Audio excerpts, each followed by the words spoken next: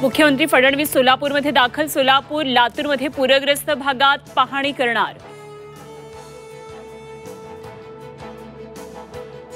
निम्म्याहून अधिक महाराष्ट्रात पुराचा कहर. सरकार ओला दुष्काळ कधी जाहीर करणार? शेतकऱ्यांसह पूरग्रस्तांचा सवाल.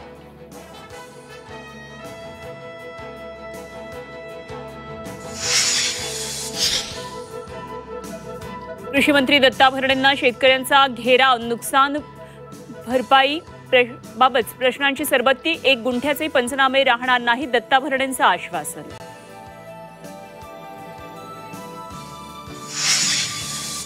उद्धव ठाकरे उद्या मराठवाडा दौऱ्यावर. नुकसानग्रस्त भागाची पाहणी करणार. खासदार संजय राऊतांची माहिती.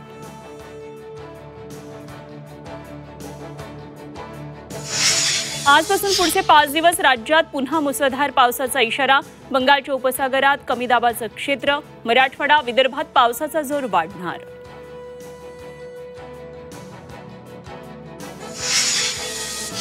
परभणी जिल्ह्याला पुराचा तडाखा. गोदावरी दुधना नदीच्या पुराचा 36 गावांना विळखा. पुरामुळे 573 घरांची पडझड. 66,000 हेक्टरवरच्या पिकांचं नुकसान.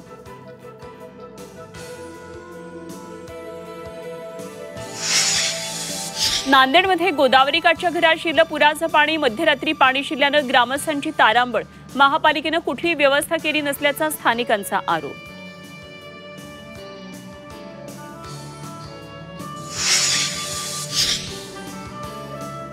बुलढाणा जिल्ह्यात मुसळधार पावसाचा हाहाकार. सोयाबीन, कपाशी, मक्याचं मोठं नुकसान. अतिवृष्टीमुळे शेतकऱ्यांच्या स्वप्नांचा झाला चिखल.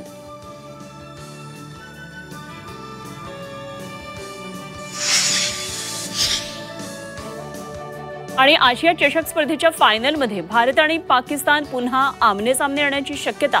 सुपर 4 मध्ये पाकिस्ताननं श्रीलंकेवर मिळवलेल्या विजयानं समीकरणं बदलली.